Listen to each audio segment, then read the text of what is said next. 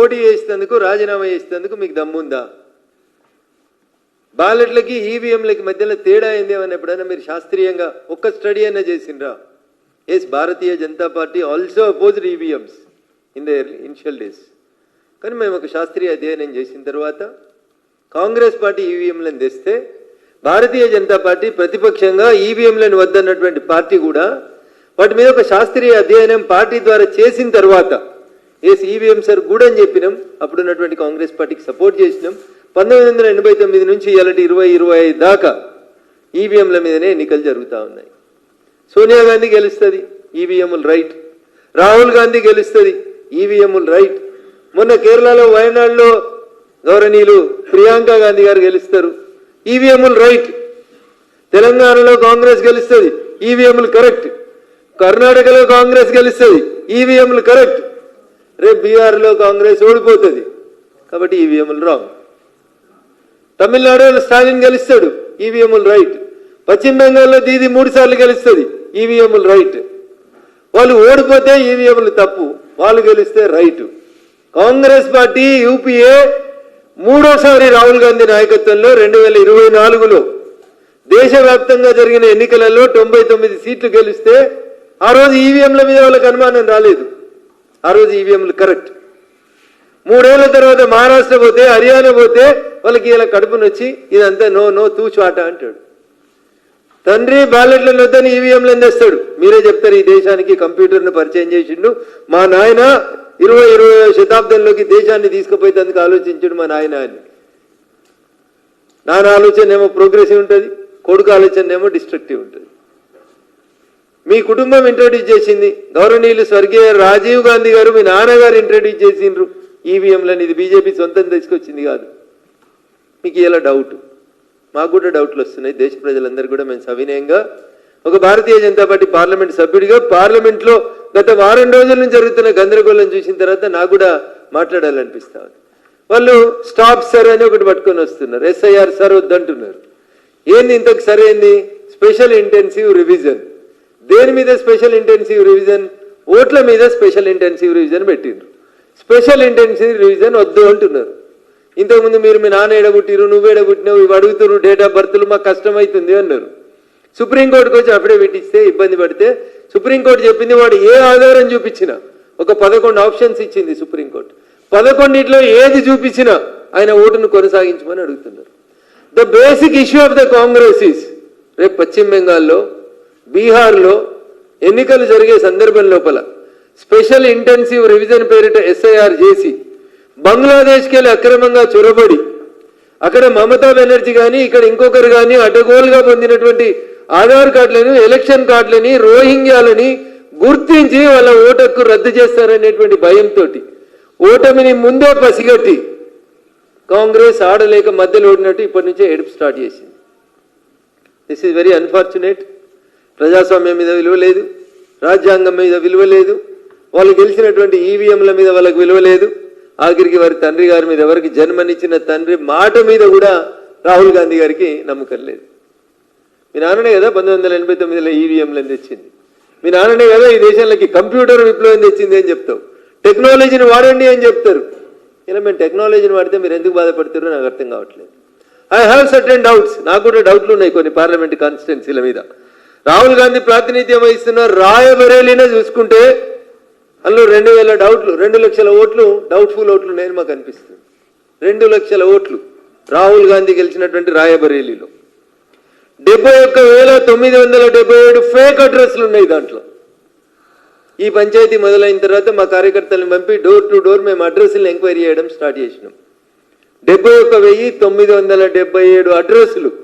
అసలు ఆ అడ్రస్లో ఆ ఓటర్లు లేనటువంటి మేము ఐడెంటిఫై చేసినాం. ఇవాళ మేము కూడా ఎన్నికల కమిషన్కి రాహుల్ గాంధీ ఎన్నికను క్యాన్సిల్ చేయమని రిప్రజెంటేషన్ ఇవ్వబోతా ఉన్నాం. ఎందుకంటే అక్కడ 2 లక్షల ఓట్లు డౌట్ఫుల్ ఓట్లు కనబడ్డాయి మాకు. ఓటర్ లిస్ట్ని వెరిఫై చేస్తే 71,977 ఫేక్ అడ్రస్లు కనబడ్డాయి. అక్కడ కొత్తగా ఓటర్లను ఎలక్షన్స్ కంటే ముందు జాయిన్ చేసిన ఓటర్ల సంఖ్య 92,747 మాస్గా అక్కడ ఓటర్లని యాడ్ చేసిర్రు. రాయబరేలీ కాన్స్టిట్యున్సీలో 52,000 ఫేక్ బర్త్ సర్టిఫికెట్లను తీసుకొచ్చి ఓటు ఎన్రోల్మెంట్ జరిగింది రాయబరేలీలో. ఆన్ రికార్డుగా ఒక భారతీయ జనతా పార్టీ ఎంపీగా మీ నాయనమ్మ ప్రాతినిధ్యం వహించిన మెదక్ పార్లమెంట్ సభ్యుడిగా మీ నాయన మీద విశ్వాసం లేదు. ఆఖరికి మరి మీ నాయనమ్మ మీద ఉన్నదో లేదో నాకు తెలియదు, కానీ మీ నాయనమ్మ ప్రాతినిధ్యం వహించిన మెదక్ ఎంపీగా అయ్యా రాహుల్ గాంధీ గారు, మీ రాయబరేలీలో మీరు చేర్పించినటువంటి దొంగ ఓట్ల సంఖ్యని మేము కూడా ఐడెంటిఫై చేసినాం. అందుకని మీకు ఈవీఎంల మీద విశ్వాసం లేకపోతే దయచేసి వెంటనే రాజీనామా చేయండి. We'll go for a by election in Rae Bareli with ballot papers. అప్పుడు చూద్దాం ఏది పాలు ఏది నీళ్ళు అనేది చూద్దాం. మాకు వాయనాడులో కూడా ఒక డౌట్ ఉంది మొన్నటి ఎలక్షన్ మీద. 93,499 మంది ఒకటే కమ్యూనిటీకి రాసిరు మీరు అక్కడ. 93,499 మంది ఒక వర్గం ఓటర్లు ఓటేసి అక్కడ ప్రియాంక గాంధీని గెలిపించారు. వాళ్ళు ఎవరు, ఆ ఓట్లు ఏంది అనేది దేశ ప్రజలకు అర్థమైతాయి. 93,499 మంది ఒకే వర్గానికి సంబంధించిన వాళ్ళు ఓటేసారు మొన్నటి ఎన్నికలలో, వాయనాడు ఎన్నికలలో. మాకు కూడా డౌట్ ఉంది.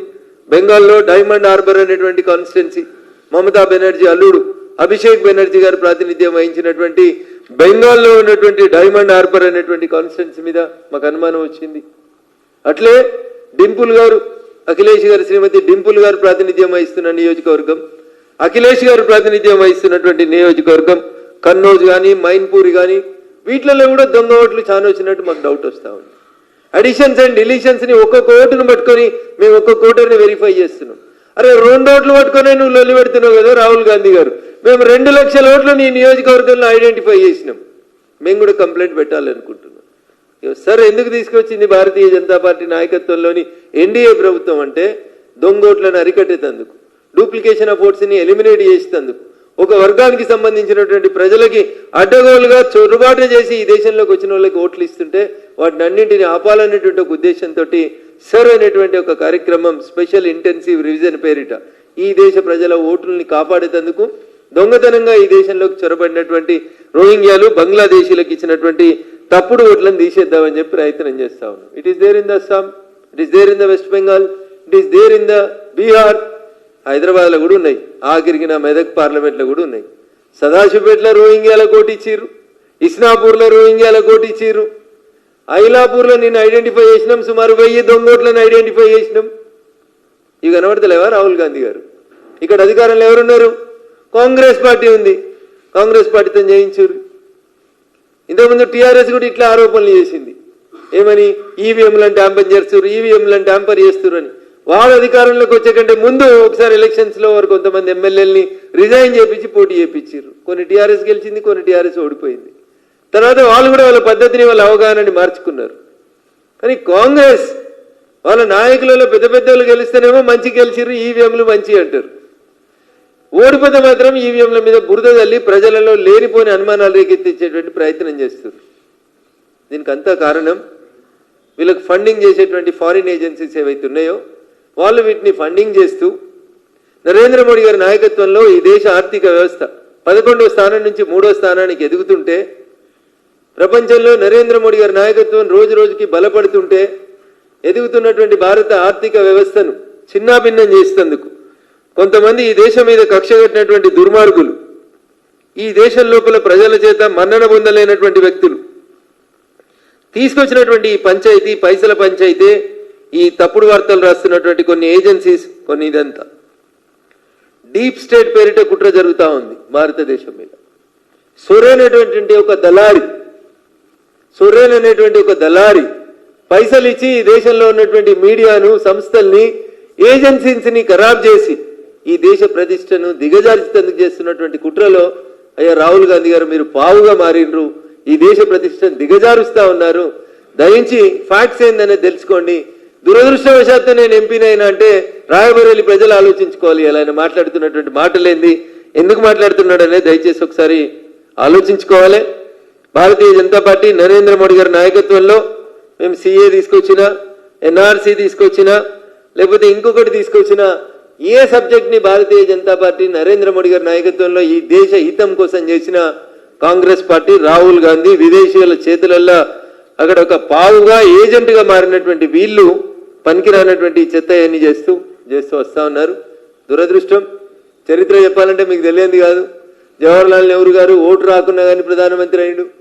అది కాంగ్రెస్ పార్టీ అంతర్గత వ్యవహారం అనుకుంటే, దొంగోట్లతో గెలిచిందని ఇందిరమ్మను కోర్టు శిక్షిస్తే ముఖం ప్రజలకు చూపెట్టలేక నెత్తి మీదకి వెళ్ళి కొంగు కప్పుకొని బయటకు పోయి దేశానికి కొంగు కప్పింది, ఎమర్జెన్సీని తీసుకొచ్చింది, ప్రజల కళ్ళు కప్పింది. ఇది మీ కాంగ్రెస్ చరిత్ర.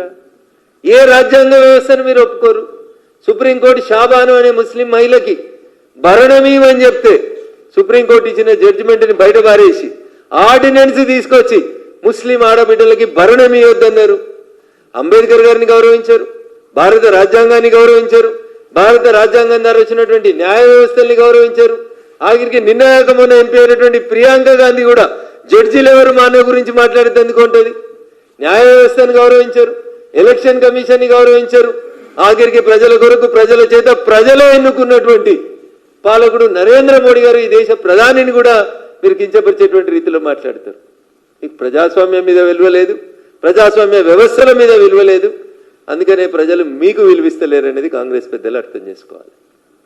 ఇది అర్థం కానంతసేపు కాంగ్రెస్ గాడనే ఉంటుంది, కాంగ్రెస్ గదే దుస్థితికి లోబడుతుంది.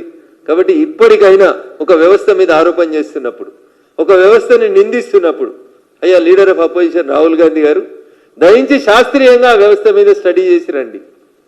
2 ఓట్లు తప్పు పడితేనే టీషర్ట్లు వేసుకొని వచ్చిన మీరు మరి ఒక చిన్న గ్రామ పంచాయతీలోనే నేను వారం రోజులు స్టడీ చేస్తే 1000 ఓట్లు దొరకగలిగినప్పుడు తెలంగాణ రాష్ట్రంలో స్థానిక సంస్థల్ని మీకు ఒప్పుకుంటే బ్యాలెట్ పేపర్లతో పెట్టు. కాంగ్రెస్ పార్టీ అధికారంలో ఉంది కదా, రాష్ట్రం సంబంధించిన ఎన్నికలే కదా, వెంటనే పెట్టు, బ్యాలెట్ పేపర్లతో పెట్టు. ఇవన్నీ నాకు నచ్చుతలేవు అంటే చక్కగా రాయబరేలు రాజీనామా చేయి, బ్యాలెట్ పేపర్లతో ఎలక్షన్లకు పోదాం. ప్రజలు ఇచ్చేటువంటి తీర్పును అప్పుడు ఆలోచిద్దాం. కాబట్టి దయించి మీకు విశ్వాసం లేదని ప్రజాస్వామ్యాన్ని మీరు అవమానపరిచేటువంటి రీతి లోపల చేయొద్దు. పారదర్శకత కోసం నరేంద్ర మోడీ గారి ప్రభుత్వం పనిచేస్తుంది. నిష్పక్షపాతంగా ఎన్నికలు జరగాలని కోరుకుంటున్నాం. మరి ఈవీఎంలను ట్యాంపర్ చేసేది ఉంటే కర్ణాటకలో కాంగ్రెస్ని ఎట్లా గెలవనిస్తుంది బీజేపీ? ఎన్నికలు జరిగినప్పుడు ఆ రాష్ట్రంలో బీజేపీ అధికారంలో ఉంది కదా. ఒకవేళ ఈవీఎంలను ట్యాంపర్ చేసే శక్తి ఉంటే కేసీఆర్ కొన్ని సీట్లు ఎందుకు ఓడిపోతాడు? బై ఎలక్షన్స్ లోపల మొన్న అధికారాన్ని ఎట్లా కోల్పోతాడు? కాబట్టి మనం గెలిస్తే ఈవీఎంలు మంచి, మా పార్టీ ఓడిపోతే ఈవీఎంలు చెడ్డయి. ఇంకా దారుణమన్నా మీకు గుర్తుండాలి, ఇందిరాగాంధీ ఓడిపోయినప్పుడు చెప్తుంది ప్రజల్ని ఫూల్స్ అంటది ఆమె. నాకు ఓటేయక కాంగ్రెస్ పార్టీని ఓడగొట్టిర్రు ఈ దేశ ప్రజలు ఫూల్స్ అని మాట్లాడింది ఇందిరాగాంధీ.